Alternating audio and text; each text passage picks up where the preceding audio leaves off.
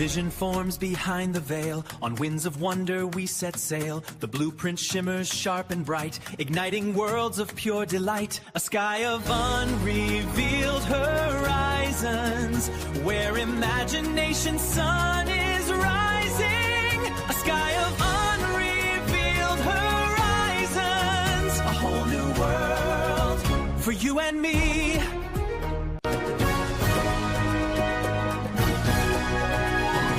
Vision forms behind the veil. On winds of wonder we set sail. The blueprint shimmers sharp and bright, igniting worlds of pure delight. A sky of unrevealed horizons, where imagination's sun is rising. A sky of unrevealed horizons, a whole new world for you and me.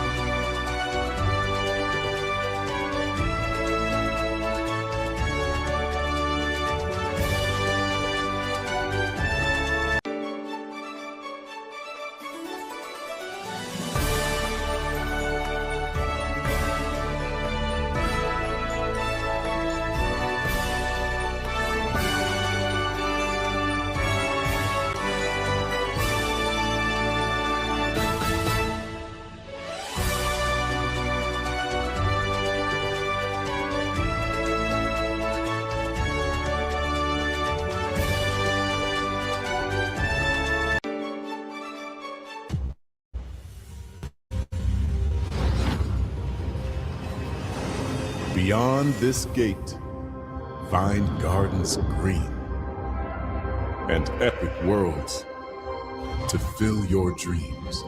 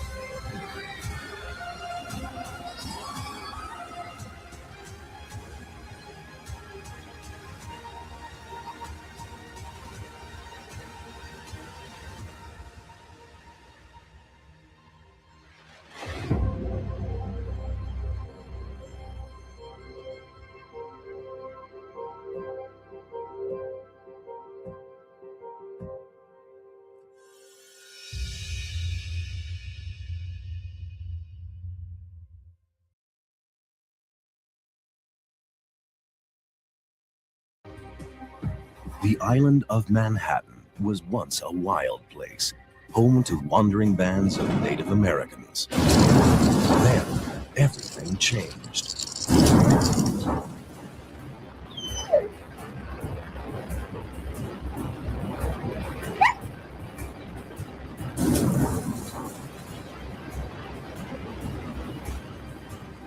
This is the story of how New York grew into one of the world's richest and most distinctive cities, transformed by a series of visionary feats of engineering driven by irresistible economic energy and ambition. We built this city.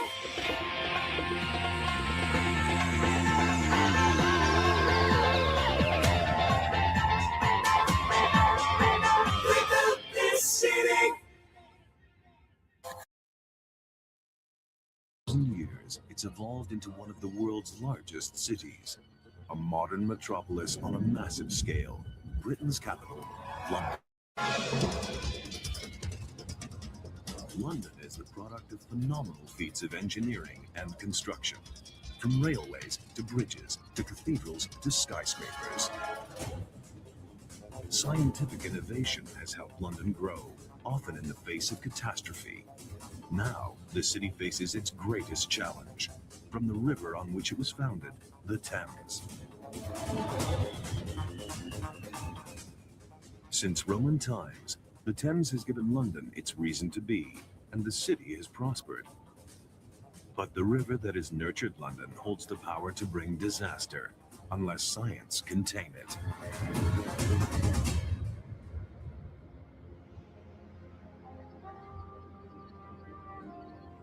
This is the story of the people and events that built this great city. We built this city.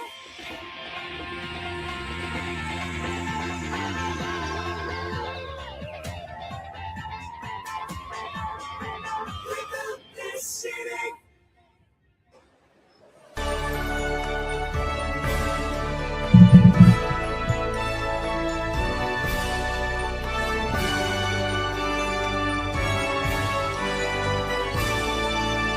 Good evening, hello, and welcome to Florentin Vision of Wonder. I'm Florentin, and I'm your host for this evening, or daytime, wherever you're watching. And this is a special presentation of Florentin Vision of Wonder. Now, normally, the discussion can be all about Imagineering, migrations, concept art, or about Disney, but tonight we're gonna go a little bit different between architectural and magnificent. When you, as we go on a whole new world, fantastic voyage through architecture and the possible to what is possible.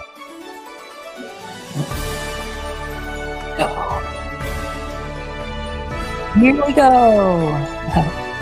Here we go!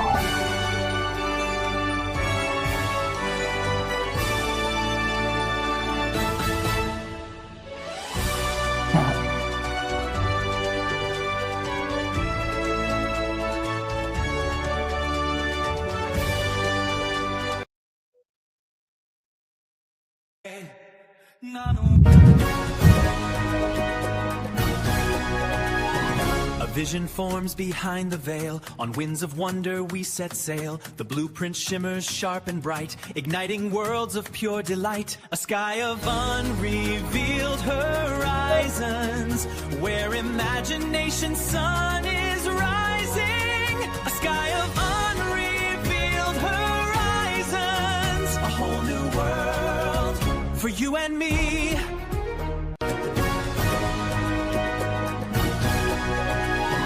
A vision forms behind the veil. On winds of wonder we set sail. The blueprint shimmers sharp and bright, igniting worlds of pure delight. A sky of unrevealed horizons, where Before we start, I want to salute a happy celebration to the happy 1-year anniversary. Happy birthday to Epic Universe. As May 22nd, 2026 marked 1 year since Epic Universe opened in May 22nd, 2025 with with celebrations including new special merch and the first ever meet and greet for Pocket Cacao. And now you can own yourself the monument scale model of the Kronos Tower for a hefty price. It's all available for you, and it's a way for you to celebrate 1 year of Epic. Happy 1 year. We can see what the island looked like before the commissioners stamped their uncompromising grid plan on it.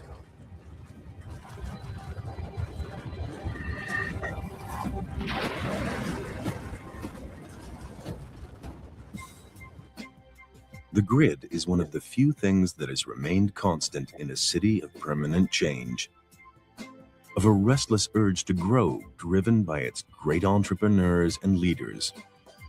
In the early 19th century, New York was in fierce competition with other ports on the East Coast. Whoever succeeded in tapping the growing farming and industrial resources of the American West would have struck gold. But all down the eastern seaboard, the Appalachian mountain range blocked the way. So as you can see, New York City was built on a grid. It's how all the avenues and streets paved. And prior to that, before that, it was not built on a grid.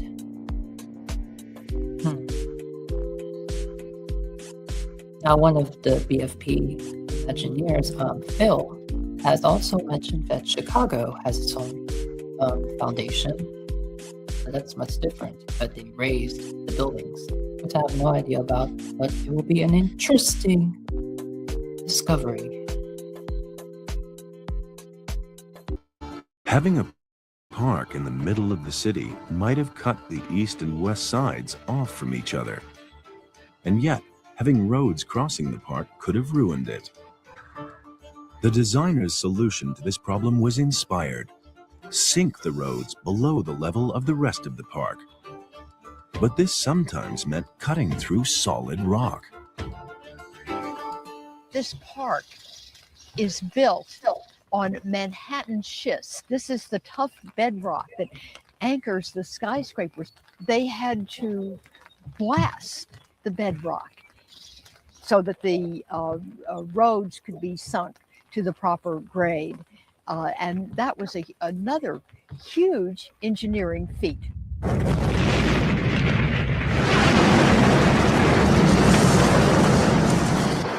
The plan was so successful that even today's traffic courses through almost unseen and unheard. Creating the rest of the park demanded no less ingenuity and hard labor. This is a photograph of a swampy stretch of farmland before the park was made.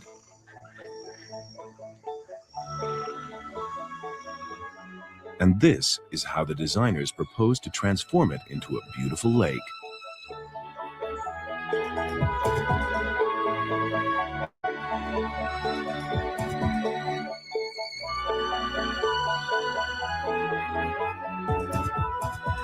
Today, it looks as if it's been there forever.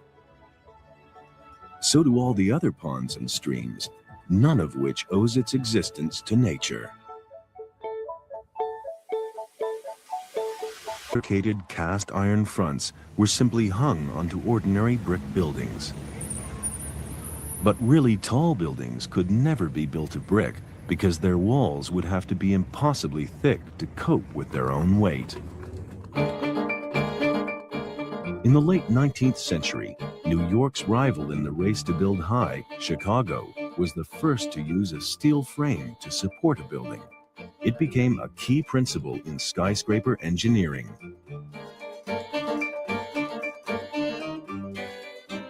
But New York scored a first with an equally vital invention. Without it, the skyscrapers which have come to define the city would never have got off the ground.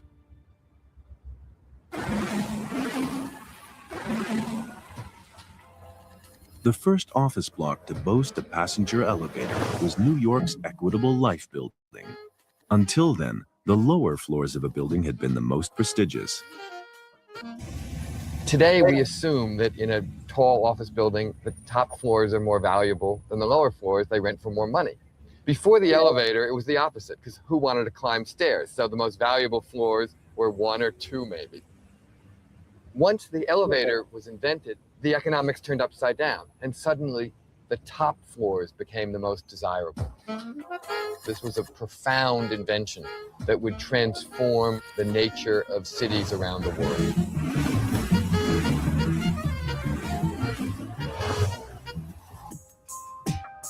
The more rentable space you can get on a single plot of land, the more you can make out of it. That's one reason to build high.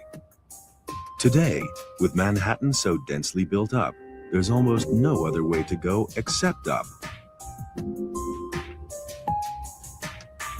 But at the beginning of the 20th century, a building like the Woolworth, the tallest of its day, didn't really have to be so high because of lack of space.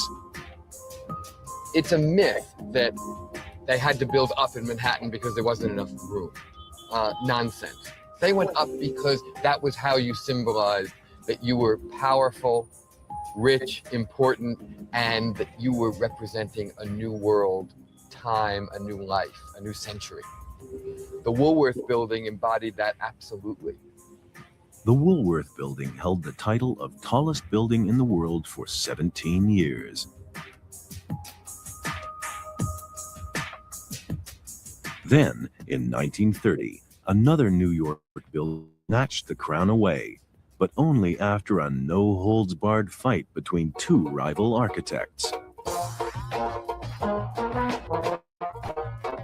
Now, what's great about the At first, Woolworth is it it's looked as if featured in Bank of Enchanted, Manhattan Disney's Company Enchanted. building at 40 Amazing. Wall Street was going to win the race. According to the plans, it was a few feet higher than its rival, the Chrysler Building, which was going up on 42nd Street. The builders of 40 Wall Street were jubilant, but they were in for a perfectly timed and devastating surprise. And the architect of the Chrysler building had a brilliant idea. He assembled inside the observation deck of the Chrysler an additional spire after 40 Wall Street had been finished. Immediately, the Chrysler shot up.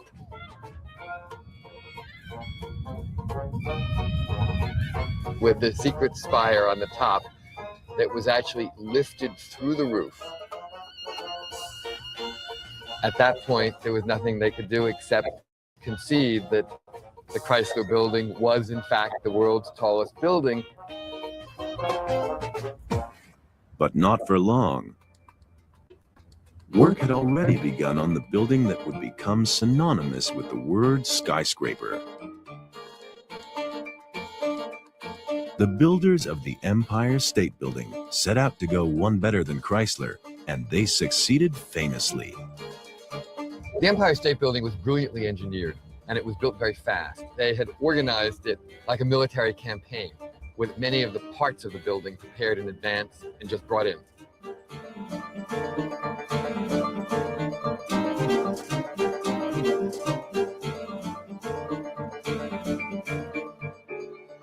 It has become the most famous skyscraper profile in the world.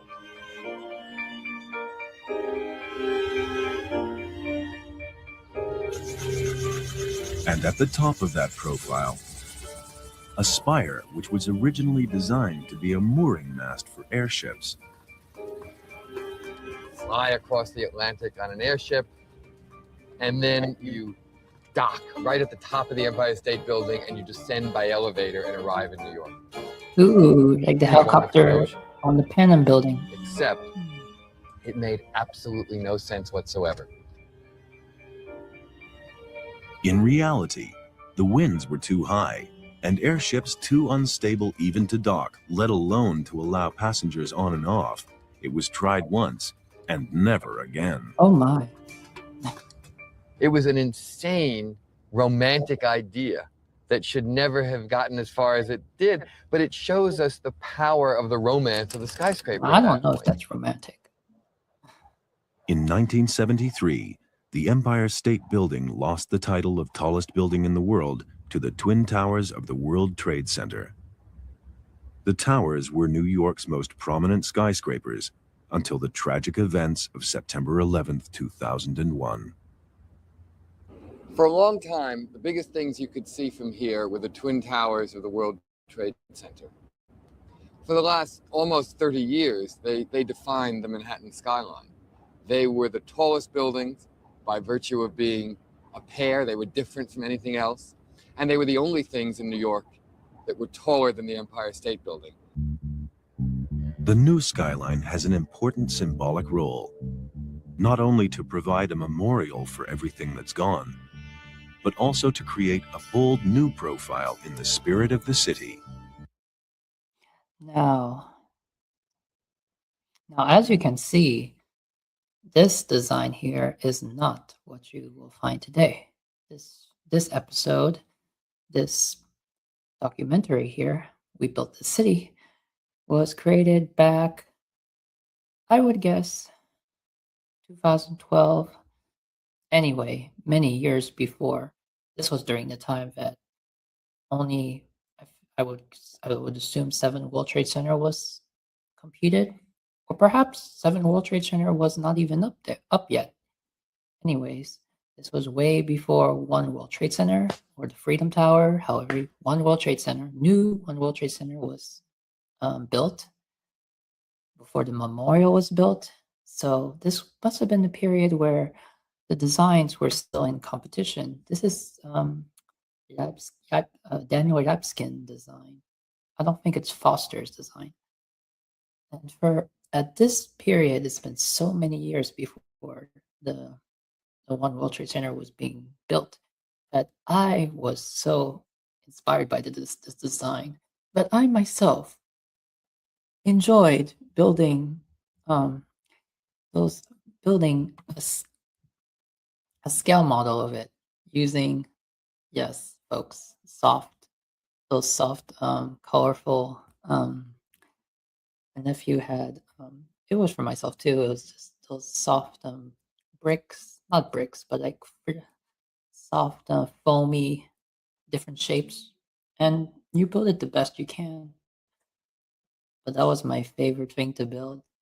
I would have it all standing up while I had a math tutor who would come home and there it is, look, the new World Trade Center. But eventually now what's amazing about this design is there is a new, well, it's not new, but I think it was built around 2010, but it's pretty new to La Défense in Paris. And they do have a skyscraper that resembles this. So every time you see it, I've been back in person standing next to it. Every time you see it in Paris, you're almost like, oh, that's a vision of how it's kind of an idea of if this one was built. Of course, this one would have been much more taller. But I find fascination. I find pure joy and wonder. And little known fact, the same district supposed to have a pair of twin towers. It's interesting, if not in this episode or a future episode, I will present those unbuilt twin towers. Yes, Paris was almost going to get a pair of twin towers as residential, but it was twin towers. Twin Towers of Paris. The name is called Hermitage Plaza. Pair of 2 towers. It would have dwarfed the Paris skyline for sure. Because I'm sure you could see it from miles away. One of the best ways in which we can remember is to keep going. The ambition of New York is one of the things that has to be put back there, as much as a memory of the people who were lost. New York's ambition has never failed it before. More than any other city, it is the product of sheer willpower. Whether pushing back the wild river, engineering natural beauty out of a wasteland, spanning untried distances across water, or reaching for the sky. The whole of New York is breathtaking evidence Reaching of the for the unstoppable sky, energy to of the infinity people and who beyond. built this city.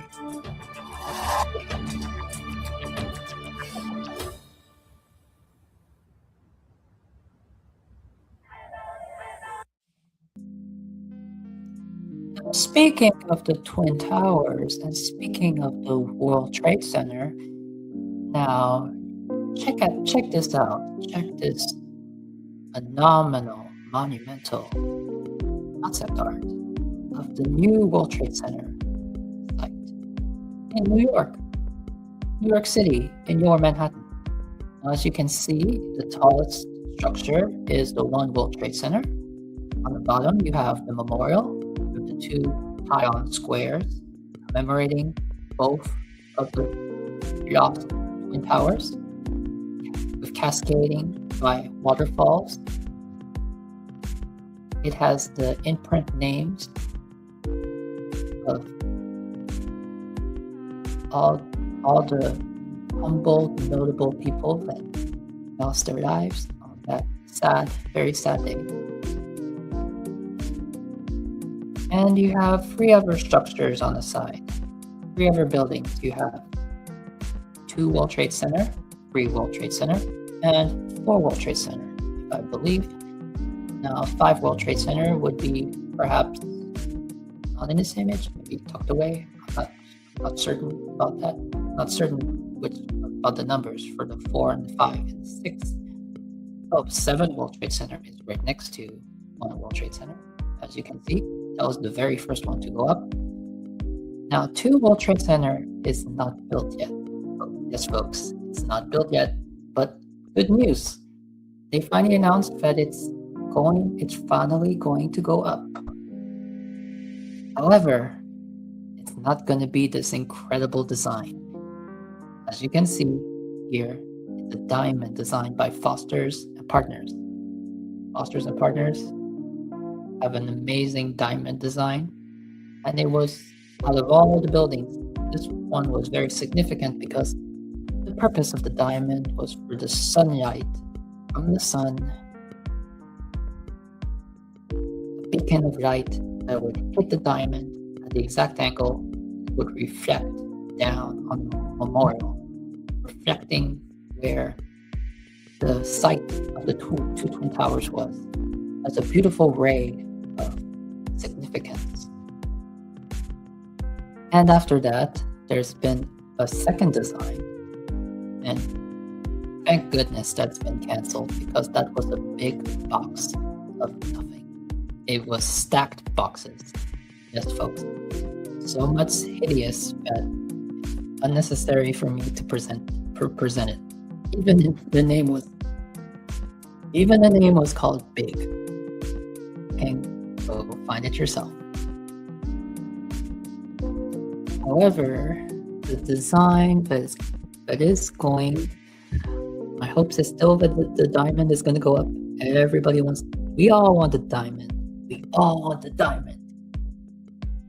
Diamonds are a man's best friend too.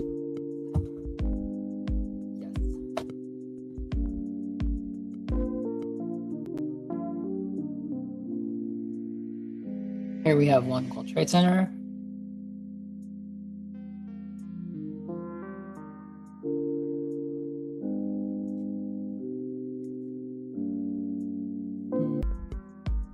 By the way, 1 World Trade Center has something that is not present today, and that is the phenomenal spire.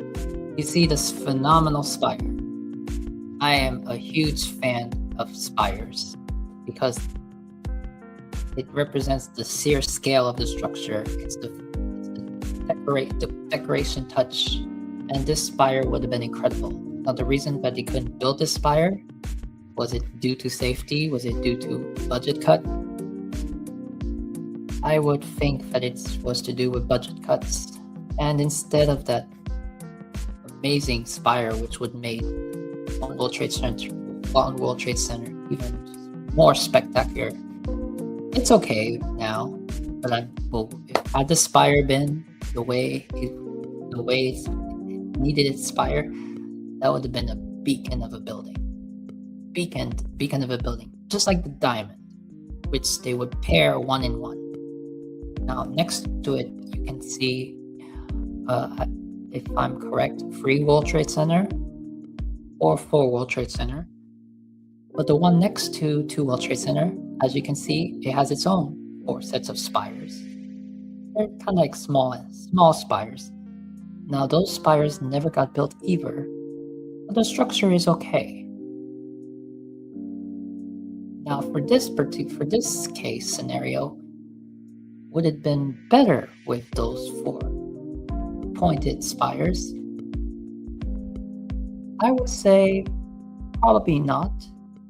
And you know why? Because without the diamond on 2 World Trade Center, without the spire on 1 World Trade Center, it would be the only one that has like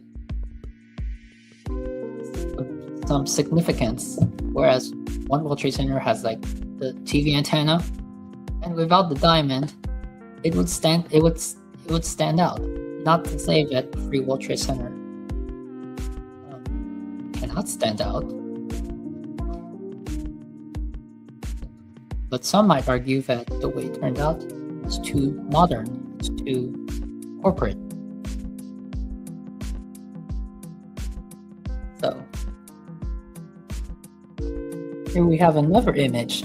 Now this seems like this is more an AI generated image. This is not an official concept art, but you can really see the location of 1 World Trade Center, and you can see 7 World Trade Center right beside it. Here is another image, the same image, and on the side we see 2 World Trade Center. That is 2 World Trade Center with a diamond. And below is I can't remember the name, but it's a beautiful structure for the futuristic transportation station, which has a stopping mall within it. Here we have facing up from the memorial.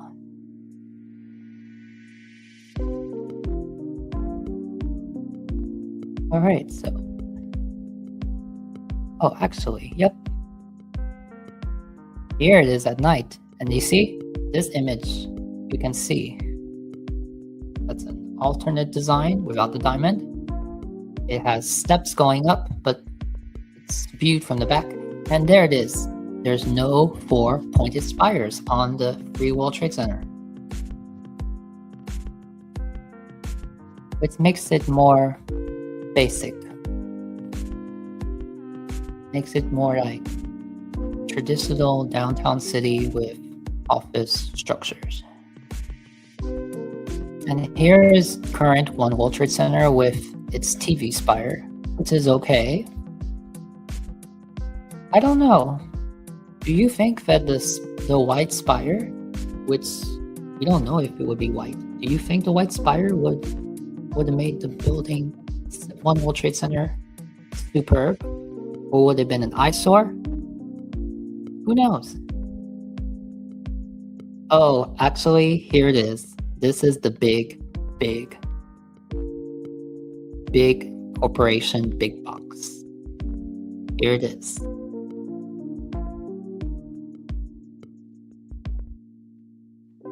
You can comment 1 if you vote for the diamond, comment 2 if you want the big box, or comment 3 if you want other. Here we have, again, I like that we have several images. Here we can get an idea of the sunrise through the glass facades.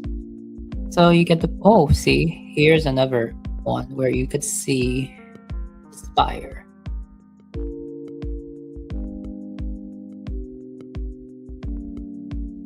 Versus the antenna. Now the antenna does give old Twin Tower vibes.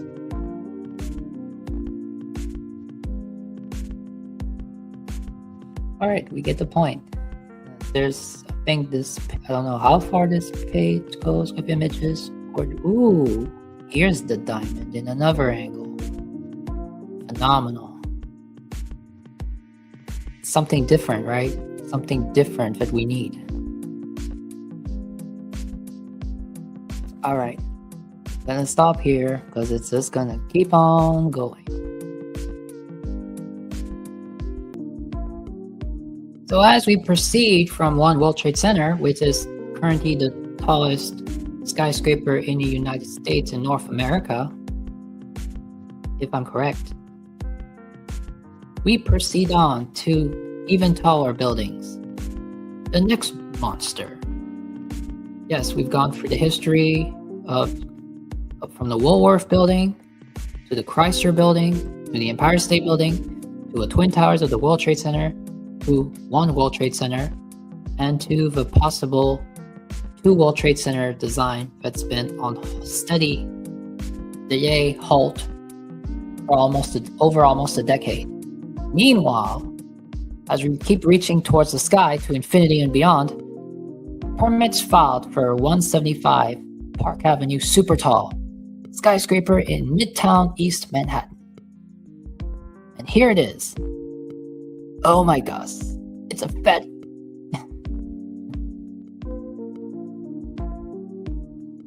RXR Realty has filed permits for 175 Park Avenue, a 95-story mixed-use super tall in Midtown East Manhattan, designed by Skidmore, Owings & Merrill, co-developed by TF Cornerstone. The project has been expanded from its last announced scope of 83 stories. It's unclear whether the skyscraper's previous 1,545-foot height will also be revised. The development, formerly dubbed Project Commodore, will replace the existing Grand Hyatt New York and rise adjacent to Grand Central Terminal at the northwest corner of Lexington Avenue and East 42nd Street. And here it is with its crown base. I don't know, perfect way to call this, but it's like a window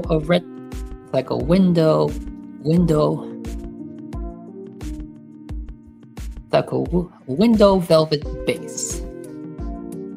If you have a better terminology of what would you call this, I would be fascinated to read your creativity. And here is the base. What an insane base. It's insane. The development will span nearly 3 million square feet, with the majority dedicated to Class A office space and hotel occupying the upper floors. The SOM design features a structural system of interlaced steel columns that extend from the base to the full height of the tower, forming a lattice expression that culminates in the crown element. The base of the building tapers outward. It tapers outward.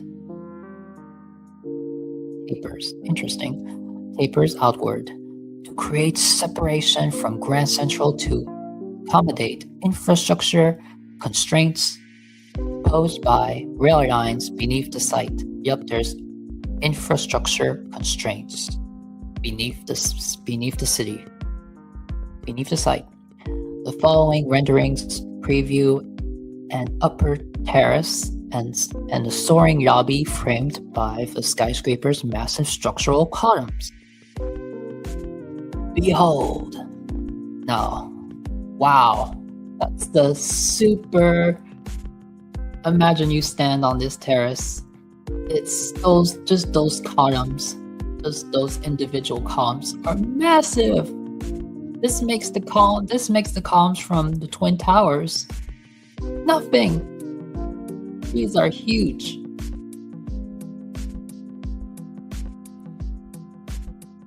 Let me see if I can take off this sign up for updates. Here we get a better image here. Now this, look at that. Even from a distance, you can see that canopy. What's the word again? Let me go back and see. Tapers. You can see it tapering down. But for me, it's more than tapering. It's jolted down.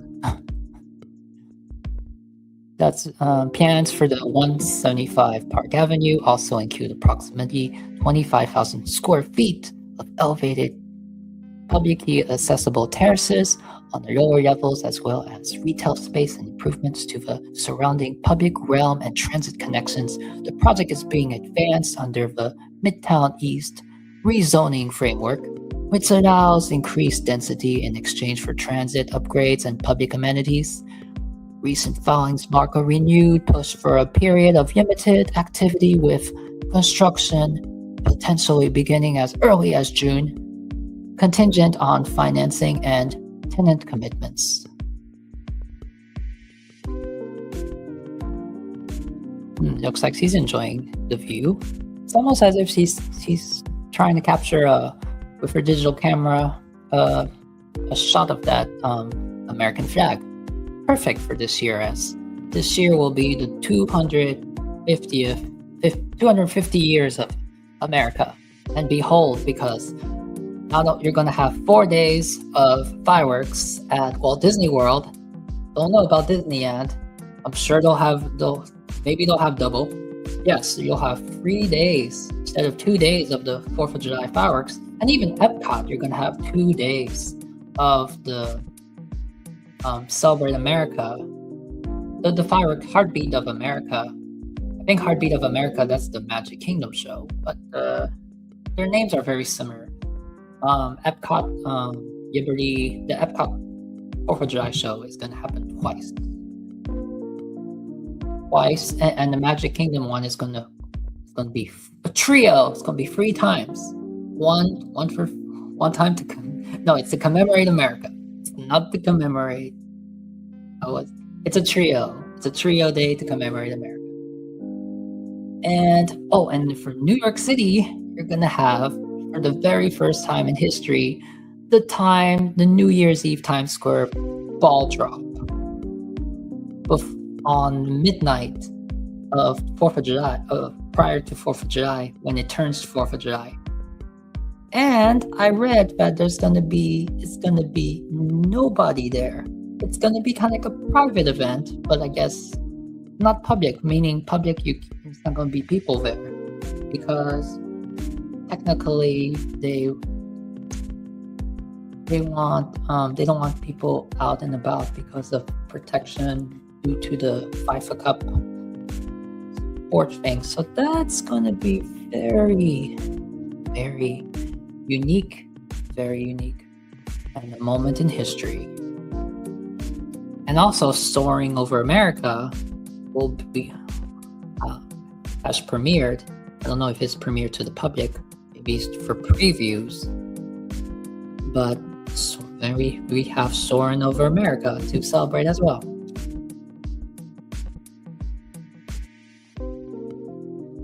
Here we have Grand Central Station, and there's the former Pan Am building.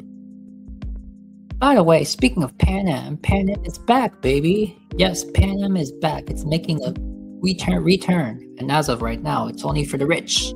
But it's returned. So the future is bright. Will we get to see those amazing stewardess in their top tier hats and bags? Oh, that would be amazing. Please do. Transit nearby the project includes Grand Central Terminal, providing access to the 4, 5, 6, 7, and S trains, as well as Metro North Railroad service. All right, and here it is. Now I'm going to show you guys a video about this with some significant details. Project Commodore, here we go. The planned super tall tower, initially referred to as Project Commodore and now officially known as 175 Park Avenue, represents one of the most ambitious redevelopment efforts in New York City. Designed by the renowned architecture firm Skidmore, Owings & Merrill, the proposed structure is a mixed-use skyscraper that would include approximately 2.5 million square feet of Class A office space, a 500,000 square foot Hyatt hotel with 200 rooms, and roughly 10,000 square feet of retail space across ground level and subterranean floors. rising to an estimated height of 1,580 feet across 92 stories. 175 Park Avenue would likely become the tallest building in the US by roof height, surpassing Central Park Tower by a narrow margin. The design of 175 Park features several distinctive architectural and urban design elements. The lobby will include an outward taper, visually distinguishing the tower from the adjacent Grand Central Terminal, supported by a series of interlaced steel columns. The exterior will combine a stone-clad core with glass and exposed structural steel columns that form a decorative lattice at both the tower's base and crown. The base will taper inward to create space for a 25,000 square foot elevated public terrace that wraps around the building. In total, the development will provide 3 public terraces, offering a range of elevated views of the surrounding cityscape. Equally important are the project's transit improvements. These include a new transit hall, expanded subway entrances, and upgraded connections between various lines serving Grand Central Terminal. These enhancements aim to ease congestion and improve circulation within one of the city's busiest transportation hubs. Constructing the building would be one of the most technically complex undertakings in New York City. The site sits directly above both the 456 subway line and station, as well as the Metro North commuter rail loop tunnel. This means that around 2/3 of the space under the site is unable to be used, making a traditional foundation unfeasible. Instead, deep caissons must be drilled around the tracks to transfer loads away from sensitive infrastructure. The tower structural system will rely on a combination of cantilevered and hanging cores, suspended from massive steel trusses, effectively holding portions of the building above ground without direct vertical support. Beyond that, the design must accommodate wind loads, ground vibration, and potential settlement, all while incorporating expanded subway access and multiple public terraces. These challenges are compounded by the fact that the work must take place in one of the most spatially constrained and densely trafficked areas in the country. The project is targeting LEED Platinum certification with a strong emphasis on long-term environmental performance and sustainability. With all of this carefully considered and approved, it raises the question, why hasn't construction started? Let's start with the design.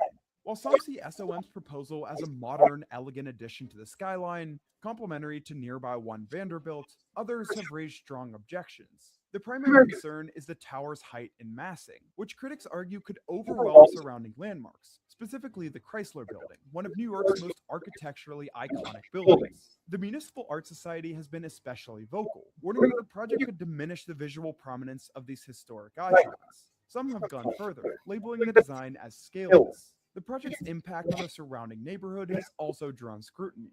There are concerns about the potential for overshadowing nearby areas, both figuratively and literally. Preservation concerns have also been raised about demolishing the Grand Hyatt, given its history as the former Commodore Hotel. While the Grand Hyatt is not generally seen as architecturally significant, its predecessor was a notable Beaux Arts building with rich historical value. Opinions on the Hyatt itself are mixed. Some view it as little more than a mirror box, and others enjoy it. With such sharply divided views, it's understandable why reaching a clear consensus on the hotel's future has been challenging. So if this thing is built, it's going to be next door. Yes, neighboring the Chrysler Building, overdwarfing the Chrysler Building.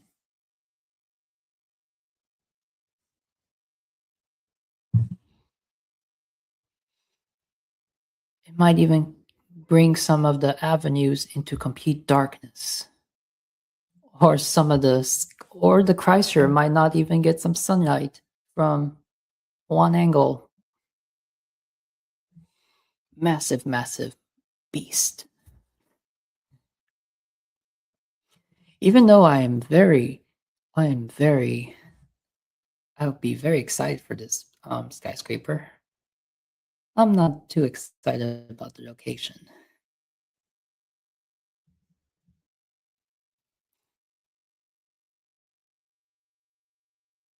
So here's a view of the skyline here, Midtown Manhattan with the Project Commodore. It's much taller than it's exceeded the One Vanderbilt there and the Empire State Building, becoming the tallest building in North America, surpassing One World Trade Center from afar. And here we have another image of the phenomenal phenomenal bass, which I forgot the term that they described. It torts. It's a curtain. It's a web singer. It's a webbed. It's a webbed. It's a web singer. It's a webbed curtain. It's a webbed curtain.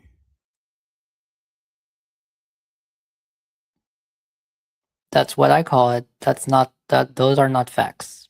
Those are not how they. Those are not how they describe it. So. Ooh, and here's another view, as in a concept view. It's just beautiful. Goes with my view background, my viewless background.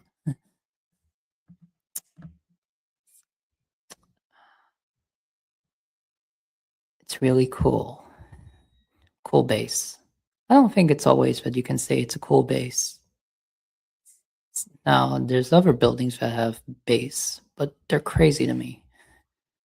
This one has some design, has some fashion to it, and it's almost similar to. It brings to the Twin Towers. Actually, the Twin Towers they had an iconic bass.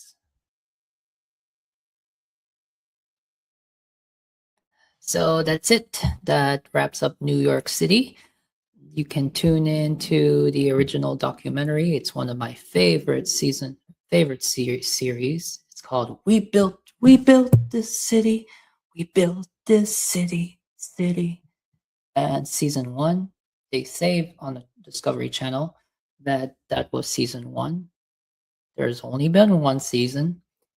And the trilogy, I call it a trilogy because it has 3 episodes. The first one is Paris, which there are no clips online on free clips on the YouTube interface or this India site. There are no episode clips on Paris.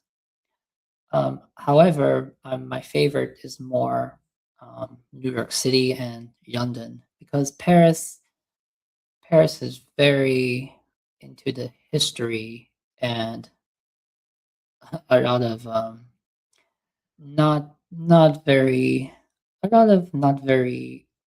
I mean, London has it too with the rats and the famine and the fire, but I am not fan of the catacombs and what they've done underground there. And of course, Paris have they rebuilt, except the section where they rebuilt the avenues, perfect and that. So, but Paris doesn't have an episode on the interwebs.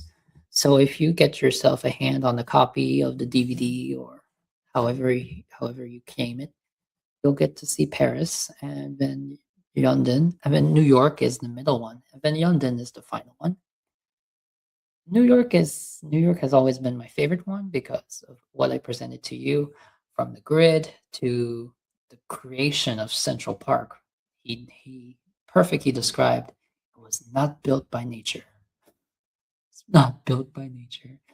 And to my favorite, also what I didn't present was the construction of the Brooklyn, the construction and efforts and the trivials to building bridges.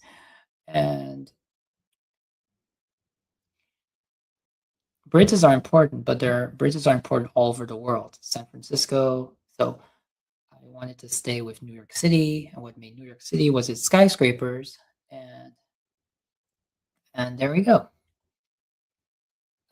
I also gave you a trailer to the London episode, because London. What's fascinating about the London episode is the London Bridge. How the London Bridge was formed. The earliest London Bridge, not the London Bridge that we have current, but that bridge is fascinating. And also, London is very interesting. Their architecture and skyscrapers. They got the craziest skyscrapers. I mean, they got the can of ham. They got the walkie-talkie. We almost had the tulip. But not a beautiful tulip flower. I mean, a tulip, they call it a tulip but it doesn't resemble a tulip to me. It resembles like those earwax pics, or as someone else likes to point it out, like it looks like a sperm or something. It got canceled. Yeah, you got the cheese grater. By the way, the tulip was supposed to have a Ferris wheel on top. So London went all crazy on their designs, really transformed the skyline, but they have protocols over there that they have to make sure that there's no skyscraper that dominates over iconic monuments like St. Paul's Cathedral and all that. The London episode is great also because in the Reconstruction age, they actually done that with near St. Paul's Cathedral, which you can see the avenues are more wide. They wanted to do what Paris did, grand avenues connected by monuments. And London declined. They didn't want a copy of Paris, which that would have been completely different. It would have been probably another beautiful city had they went for it. So tune in next time perhaps, or with my comrades, we laugh over these food or walkie-talkie skyscrapers. But anyways, I hope you enjoyed this taste of my favorite series, We Built the City, and you enjoyed New York City, as it's a really, really great episode. So if you have a chance to watch it from beginning to end, I recommend it. And that's why we're here. That's the Visionary of Wonder. And you'll discover the wonder of how a city is built, or the wonder of how skyscrapers are formed. This is more of in the wonder of creation of the potential for theme parks, the potential for Disney. So architecture is one of my passions. Since I was small, I love skyscrapers, I love buildings. So I hope you enjoy, and I will eventually there'll be other episodes if it's the will to do it, and you can continue to be in awe of the Visionaire of Wonder. I'm Florentin, and this has been an episode of Florentin Visionaire of Wonder. See you real soon. Bye.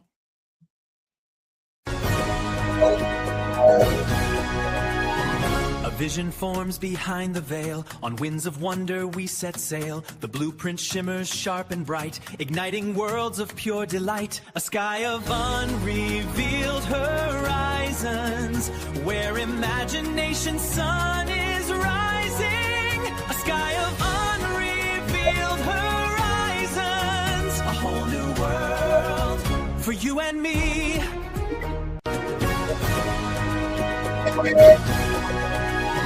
A vision forms behind the veil. On winds of wonder we set sail. The blueprint shimmers sharp and bright, igniting worlds of pure delight. A sky of unrevealed horizons, where imagination's sun is rising. A sky of unrevealed horizons, a whole new world for you and me.